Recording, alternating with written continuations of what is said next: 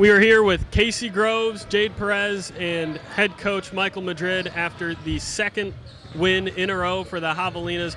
Overall thoughts, obviously it started the 2025 0-9. You're 2-0 now in the new year. How are we feeling right now? It's always good to win. It's always good to play home. I would classify that as a kind of an ugly basketball game for the most part. I'm sure it was pretty hard to watch. There was really no flow to it just because of the number of the whistles, I guess, that were going off.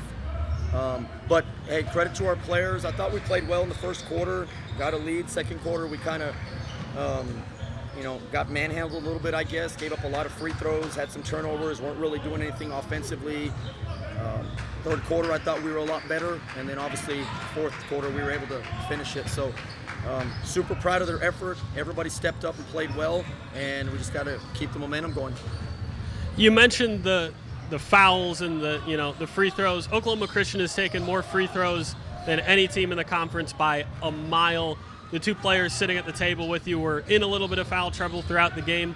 What was it like sort of managing the whistle in lineups with really a lot of the lineup in foul trouble at some point in the game?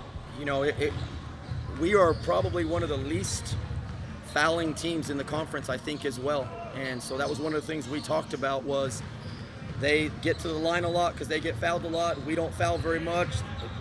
Who's going to control that? And, I thought at times we were really, really good, and then we just kind of maybe got a little lazy, if you will, and swiped at some things and fouled some things. I asked Coach Katie in the middle of the third quarter if she still had a year eligibility left, maybe a COVID year, because we might have to suit her up because our numbers were dwindling. But it's just one of those things where you got to figure out ways to win. You got to fight ways, and you got to win games in different ways. And today we just had to figure out a different way to win. Jade, second straight start for you, a career high 24 points, career high 3 assists as well. What were you seeing out there that just allowed you to explode like that?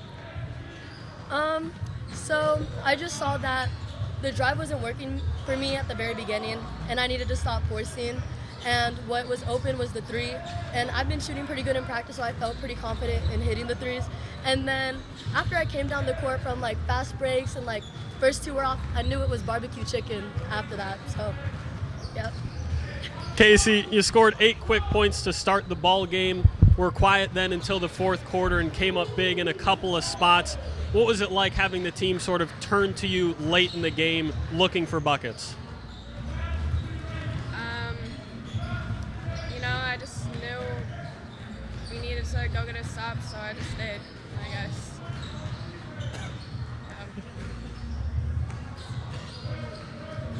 Late in the game overall, it did get tight.